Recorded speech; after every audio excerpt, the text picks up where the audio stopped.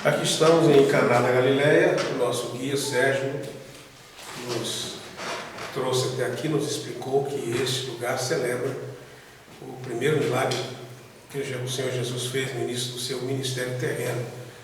Ele nos mostrou as fundações de uma antiga construção e os arqueólogos descobrem se tratar de uma sinagoga. E também há aqui um atalho de pedra que era usado, e a Bíblia diz, não é, que Jesus usou talhos que eram usados para as purificações dos judeus. Então tinha a ver realmente com a prática religiosa. O nosso guia explicou-nos que a sinagoga não era apenas um lugar de culto, era um lugar assim que eles liam a Bíblia, a Torá deles, mas também era um lugar para decisões comunitárias, para celebrações, inclusive de casamento. Então a Bíblia nos diz claramente que Maria foi convidada para essa festa e também Jesus e os seus discípulos.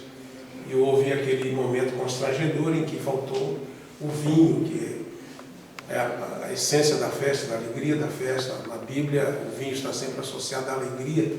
Lá no Salmo 23 diz: preparas uma mesa perante mim, e diz, e o meu cálice transborda. Então é próprio da alegria de qualquer festa, ainda mais uma festa de casamento. Mas faltou o vinho antes de terminar a festa.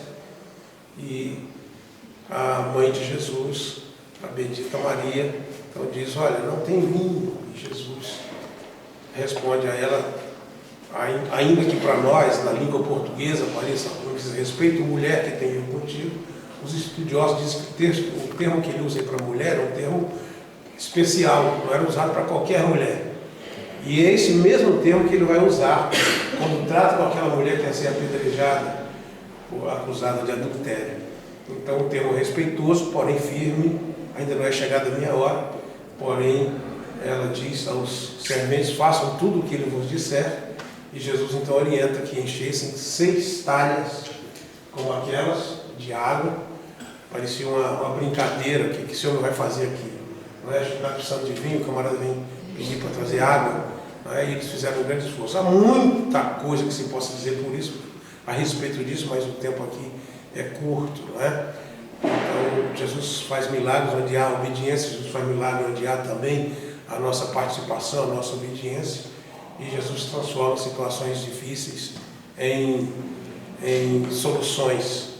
E realmente o nosso guia chamou a atenção para o fato de que Jesus dá uma especial atenção à situação, porque se tratava de um casamento e Jesus está ali honrando a família. Na verdade, ele nasceu no seio de uma família para honrar a instituição familiar e viveu no seio de uma família. Nós daqui a pouco vamos para Nazaré, onde ele foi criado, e a Bíblia diz que ele ali era sujeito aos seus pais.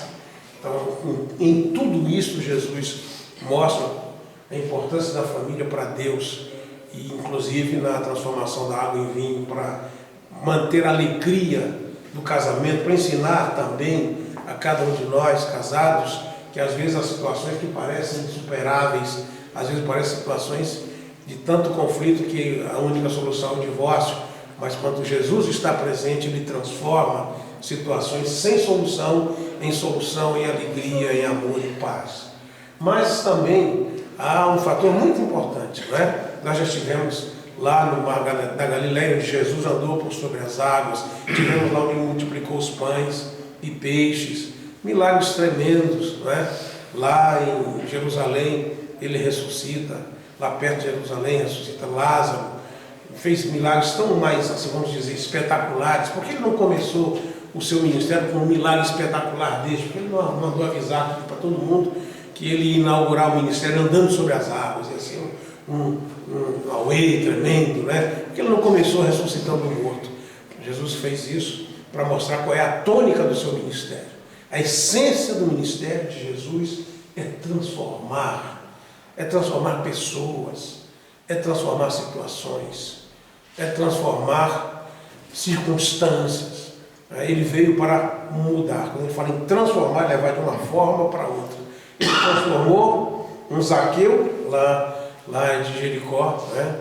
De um ladrão, de um homem rejeitado. Ele transforma Zaqueu num homem de Deus. Ele transforma a samaritana numa missionária. Ele transforma Maria Madalena, que era possuída por 7 demônios, transforma na primeira pessoa que o viu ressuscitado. Jesus transforma realmente. Jesus não só reforma pessoas, Jesus não apenas melhora pessoas. Jesus transforma água é água, vinho é vinho. E quando Jesus transformou a água em vinho, transformou no melhor vinho. Então, quando ele entra na vida de uma pessoa, ele não melhora, não dá uma melhorada, não reeduca a pessoa, faz dela uma nova criatura. Está escrito em 2 Coríntios 5,17, se alguém está em Cristo, é nova criatura. As coisas velhas já passaram e eis que tudo se fez novo. Só Jesus faz isso. Religiões melhoram pessoas, mas Jesus não veio para fundar uma religião. Não é? Ele tinha muito mais o que fazer. A religião judaica é uma religião belíssima. É uma religião que se imprima pelo respeito ao próximo, por bons hábitos de alimentação, por bons compromissos familiares. Mas Jesus não veio trazer mais uma religião. Jesus veio trazer solução. Jesus veio trazer transformação. Jesus veio fazer de pecadores perdidos em filhos de Deus. Jesus veio transformar pessoas que eram filhos da ira em filhos do amor de Deus. Então, todo o ministério de Jesus é isso, e sem isso não existe cristianismo. Cristianismo só para melhorar as pessoas, cristianismo só para fazer caridade, boas obras, não é cristianismo. O verdadeiro cristianismo é aquele que traz a mudança das pessoas, e nós cremos nisso. Nós fomos colocados em contato com o Deus Santo, o Deus Eterno, o Deus Todo-Poderoso, para viver com Ele para sempre. Foi isso que Jesus veio fazer por nós, e aqui em Canaã da Galileia deixou isso bem claro, nesse lugar aqui, ao que tudo indica, nesse lugar. E glória ao seu nome para sempre. Amém. Obrigado, Senhor.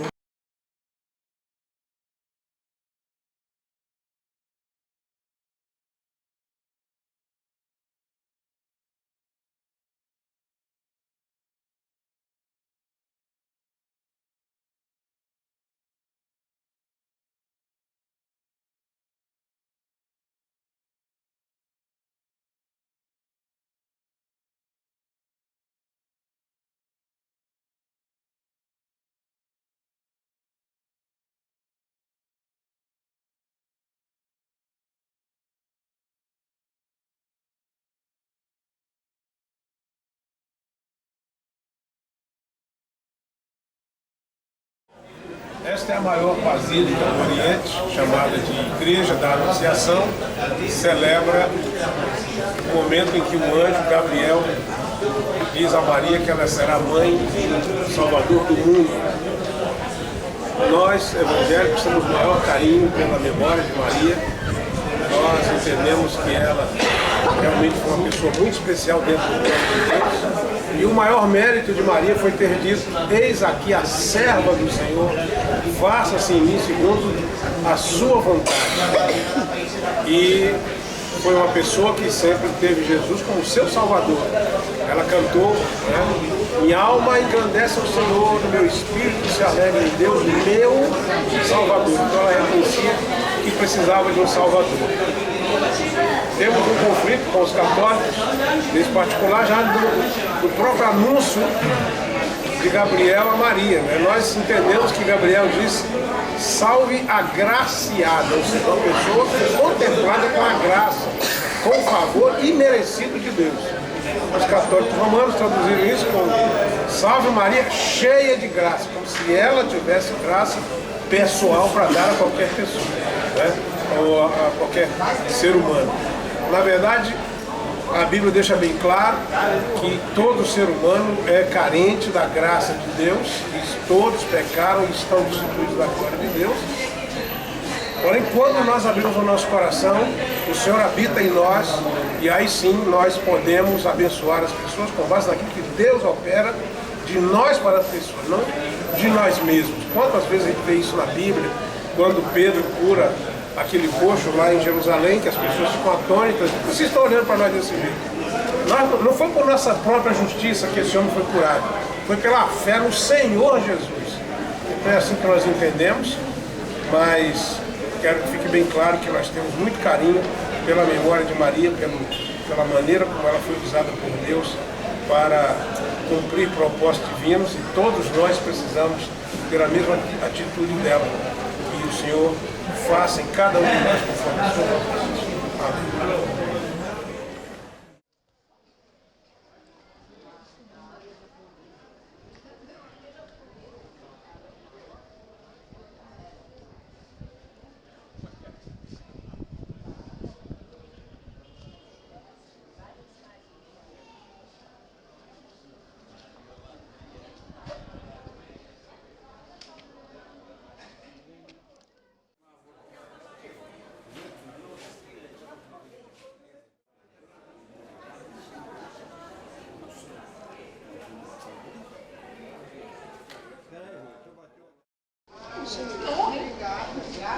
Aparentemente, Maria está sendo honrada, sendo retratada de diversas maneiras, como cada povo a veria. Na verdade, isso é um desrespeito a ela. Eu penso que adorar Maria é um desrespeito a ela. Se ela estivesse aqui, ela faria a mesma coisa que Pedro, lá na casa de Cornélio. Não me adorem. Né? Imagina uma pessoa me adorar. Se eu sou realmente uma pessoa que ama a Deus, eu vou achar isso uma agressão. Né? Eu não vou querer nunca disputar a adoração que só cabe a Deus. E quando Maria é apresentada dessa maneira, não diz respeito à personalidade dela. Deus nos criou cada um ser único. Cada um de nós é uma pessoa com suas próprias características. Quando nós chegarmos no céu, nós vamos ver nossa irmã Maria, não é com várias caras, ela tem uma cara só. A cara com que o Senhor a criou e a fez, e que faz parte da própria personalidade dela. Isso é um desrespeito para a nossa irmã Maria. Pode até.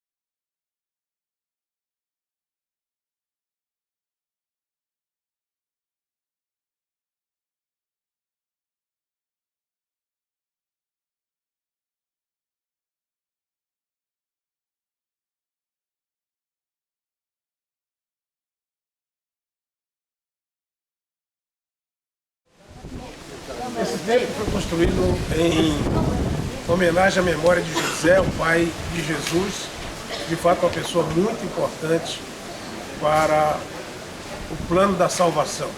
Para começo de conversa, Jesus não seria considerado filho de Davi se José não tivesse emprestado o seu nome, a sua paternidade a Jesus. Embora ele não tenha dado o DNA dele para Jesus, ele deu o nome dele como descendente de Davi, para que o Senhor Jesus pudesse ser reconhecido como herdeiro do trono de Israel. Apesar disso, apesar da nobreza dessa família, ela morava aqui tão longe de Jerusalém, que era a capital do país, e ainda é, graças a Deus. Ele viveu aqui, não só longe, mas uma cidade muito pequena. Este quadrado aqui onde estão essas catedrais era toda a cidade de Nazaré, só que baixo, né? Aqui era bem mais baixo. E aqui dentro de casas humildes, aqui no meio de gente muito pobre, o Senhor Jesus viveu a sua infância, a sua adolescência e a sua juventude. Lá no profeta Isaías, capítulo 53, está escrito que ele seria homem de dores, experimentado nos trabalhos. Então ele viveu como um de nós, se identificou conosco como um operário, como um trabalhador comum. Por isso muitas pessoas dizem, mas esse não é o filho do carpinteiro? Como é que ele sabe tanta coisa? Onde é que ele aprendeu? E ainda tem gente que ainda hoje diz que ele passou um tempo lá na Índia, não sei aonde. Se Jesus tivesse passado um tempo na Índia, ou sei lá onde fosse, as pessoas não ficariam admiradas do fato de ele ter uma sabedoria tão profunda que não se adquiriria em nenhuma escola deste mundo. Então nós, ao lembrar essas coisas, nos regozijamos para ver o quanto ele se humilhou, como está também em Filipenses, esvaziou-se a si mesmo, e esse esvaziamento passa por aqui, por morar numa cidade pequena, por viver entre gente humilde, né? E foi por causa disso que Deus o exaltou soberanamente. Também é bom lembrar de José, o nosso grande irmão, não é? Que desde o momento em que ele soube que a sua esposa estava grávida, começou o drama na vida dele. E a Bíblia diz que como ele era justo e não queria infamar Maria, ele intentou deixá-la secretamente. Uma atitude muito nobre, uma atitude muito louvável, de alguém que paga o preço. Se ele sai daqui e vai embora, ele ia levar a fama de um homem que engravidou uma moça e foi embora. Mas ele preferiu isso do que condenar Maria ao apedrejamento ou à execração pública. Então é um tipo de justiça superior à justiça comum. Pela justiça comum ele poderia exigir o seu direito de esposo, mas a justiça dele ia além disso. E aí começa a epopeia de José, já no tempo de noivado, depois quando ele vai ter que fugir para o Egito, ele corre risco de morte, mas ele é também fiel ao Senhor. A Bíblia fala pouco sobre ele, mas o pouco que diz é suficiente para a gente ter uma profunda admiração por esse homem e ser muito gratos a Deus pelo, vamos dizer, ministério que esse homem realizou. Não foi um ministério de pregador, não fez milagre, uma coisa desse tipo, mas foi fiel a Deus naquilo que coube a ele fazer dentro do plano da salvação. Para cada um de nós há uma missão a ser realizada, que às vezes não é tão projetada, não traz tanta fama, mas o importante não é a fama, o importante é a fidelidade. Deus abençoe. Amém.